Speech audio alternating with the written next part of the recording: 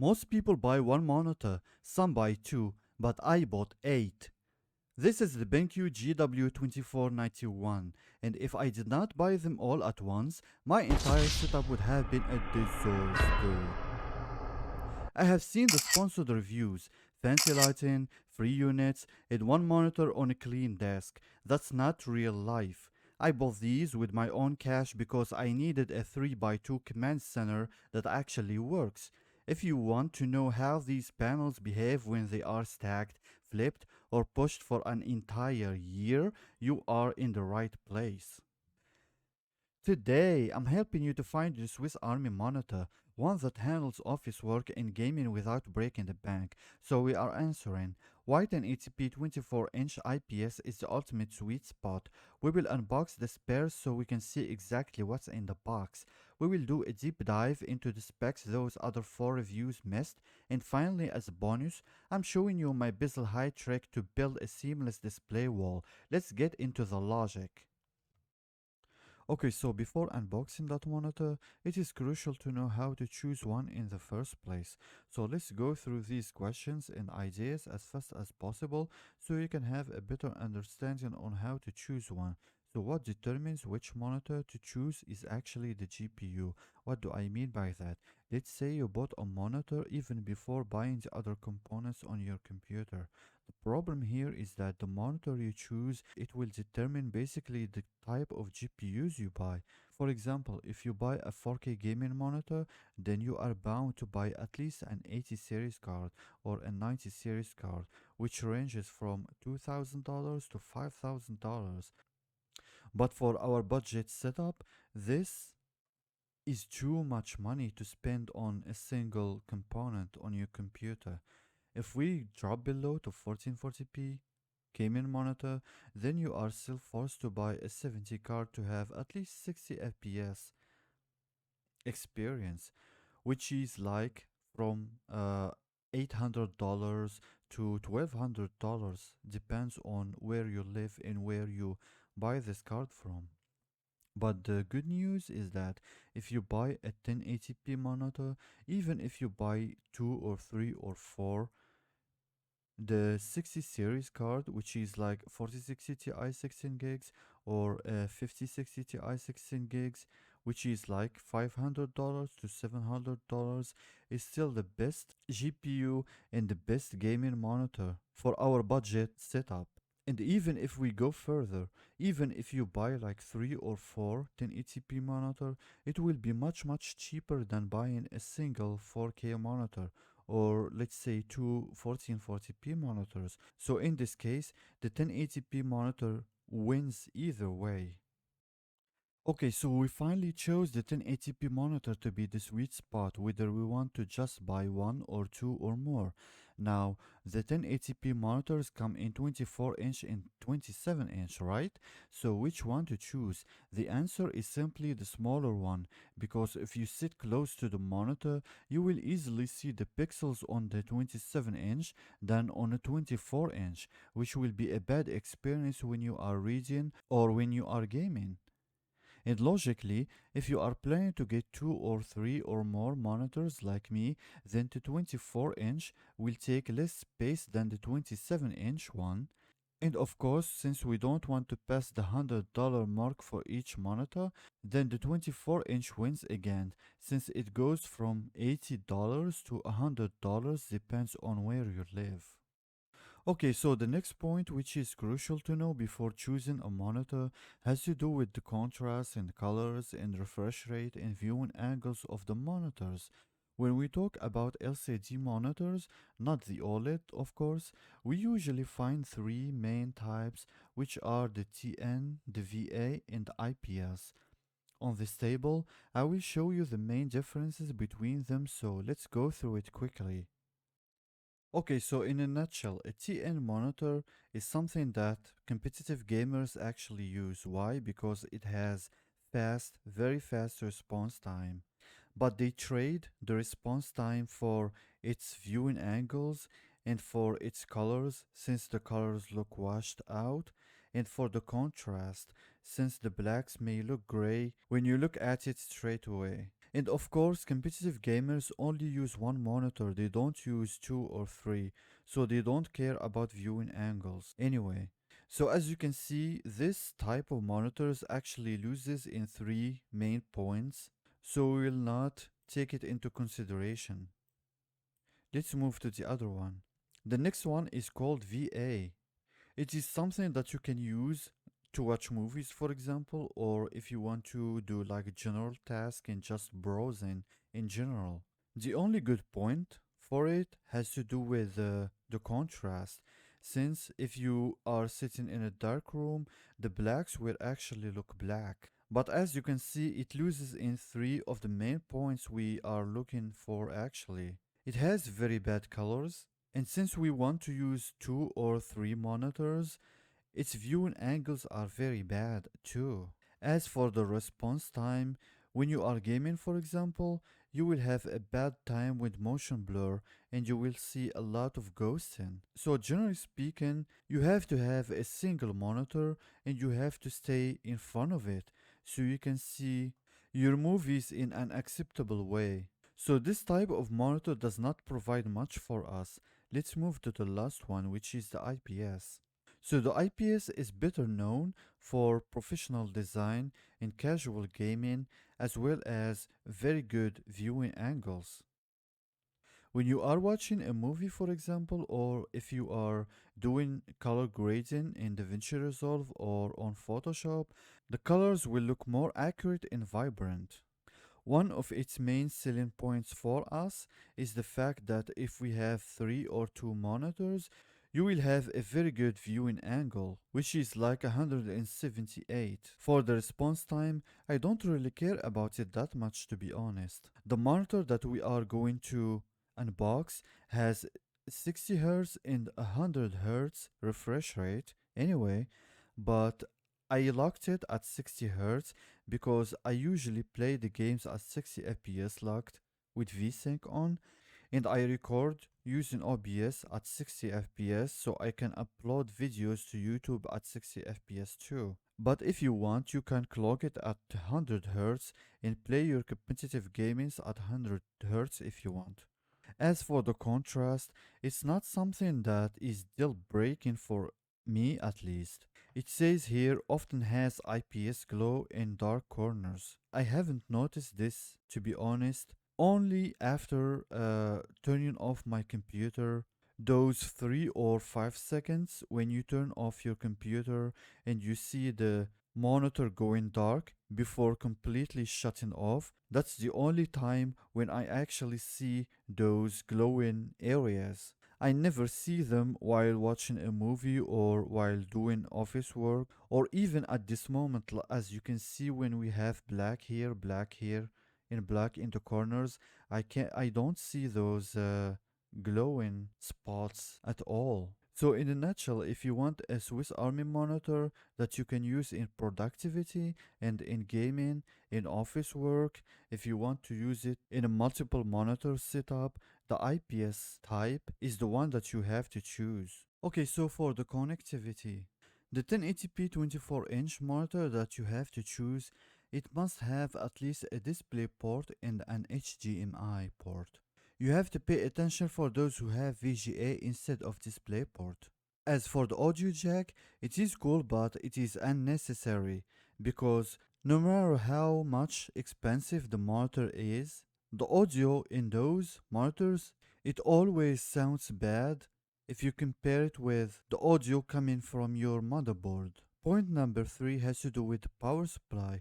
You have to pay attention to the power cable, whether if it comes straight from the monitor itself or if the monitor has an external power brick.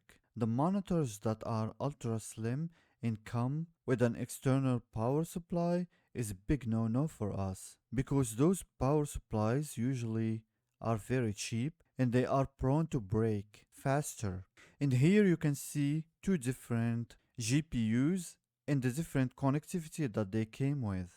This one has 3 DisplayPort and 1 HDMI, same like my 4060 Ti 16 gigs, while this one is actually a GT710 And as you can see, it came with 4 HDMI instead.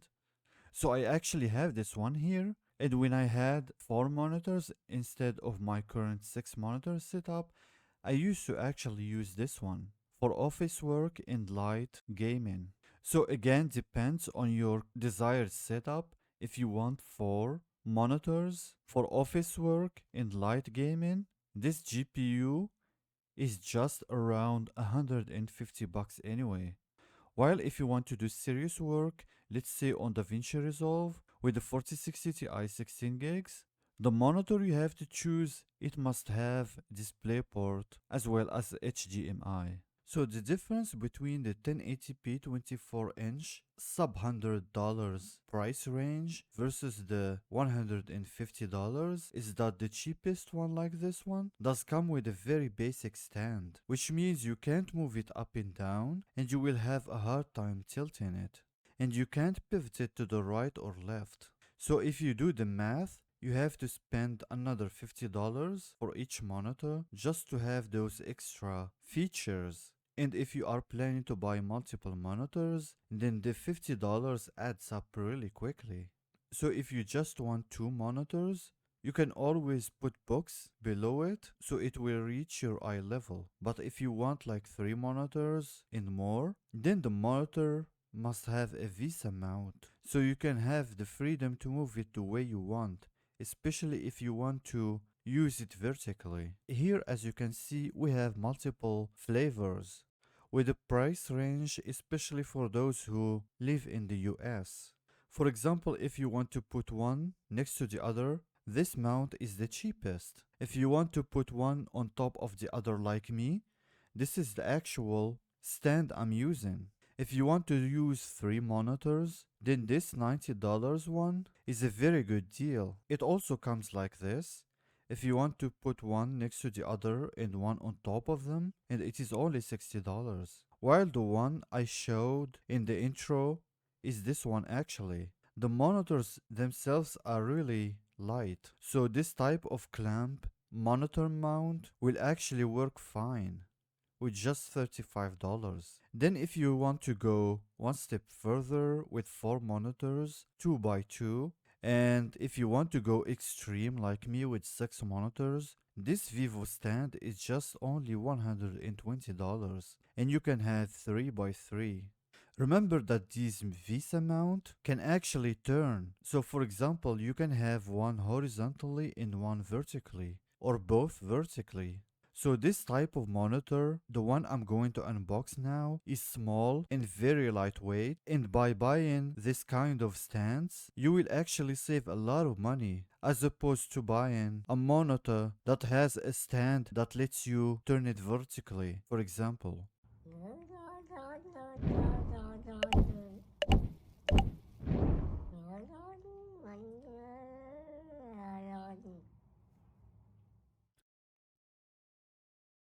Okay, so now it's time to unbox the monitor. Here we can see the front of the box with the European energy rating. Then on the side, first we can read the product dimensions and weight, which is like 23.8 inches for the monitor.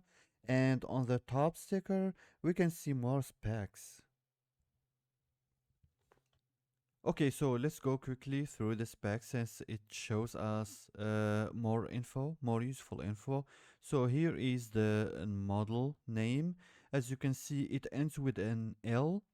I was wondering about it until I figured out that it could point out to the power plug that comes with the unit itself, being a European power plug.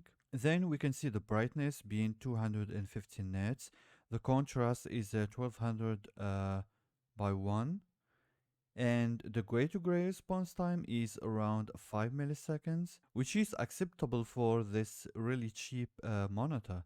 Then on the monitor itself, you will see the DisplayPort and HDMI inputs. And for the max resolution, it is of course 1080p monitor. Quick note, if you have an Nvidia GPU, it doesn't matter really. You can bump it to 4K internal virtual resolution. But anyway, for the gross weight, The weight of the whole box, it is around 4.27 kilograms, but the monitor itself is only around 2.6 kilograms. And lastly, we can see the date of manufacture of this specific unit being the end of 2024. And like I said, I got it for almost a year now, and it's been sitting here for a while, so I'm cool with it. Here we have maybe the same data but in Russian, and we can see that the unit itself comes in black.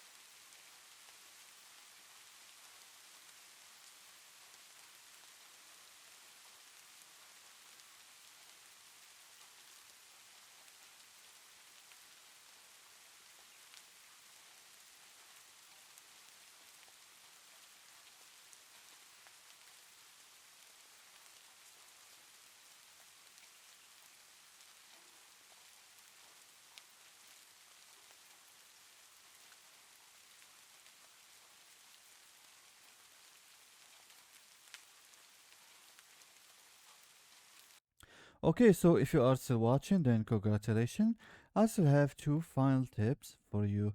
The first will help you to hide the bottom bezel if you stack your monitors like me. So as you can see, if you are planning to do like me, to stack the monitors one on top of the other, usually if you do it normally, you would have the bottom bezel with the BenQ logo here, and you will have the bottom bezel again uh, with the BenQ logo right here. But if you want to get rid of this one in the middle, so you can have like a seamless experience, all you have to do is take the monitor on top and actually flip it, literally, okay? And then come here to display and scroll down to display orientation, and from here just choose landscape flipped, and your desktop will look normally on the monitors that are on top. This is number one. Number two has to do with the resolution of the monitor. Like I said, the max resolution for this one, which is 1080p basically, is 1080p. But if you have an Nvidia card, I'm not versed about the AMD cards, but for Nvidia card, you go to the Nvidia control panel. I don't use the app, I use the old Nvidia control panel, and you select the monitor. Unfortunately, this brand HP is the only one that I have set to 4K. You can do the same to anyone really. So all you have to do is to click on it and go to customize. And from here, you won't be able to see this, but go below, tick enable resolutions not exposed by the display, and click to create a custom resolution, and from here choose your desired resolution. Let's say for example 1440p. Choose the refresh rate that corresponds to your monitor, and then hit test. Your monitor will actually turn off and on, and it will flicker like for 5 seconds or so. And if the resolution is okay, then basically you will see this option right here. Let's say 1440p. And after that, you hit OK, and you will be able to see it here. For example, if I go to the actual monitor and I scroll down to display resolution, as you can see, I do have 1080p since the monitor is 1080p, and I do have 4K since this is a new virtual resolution.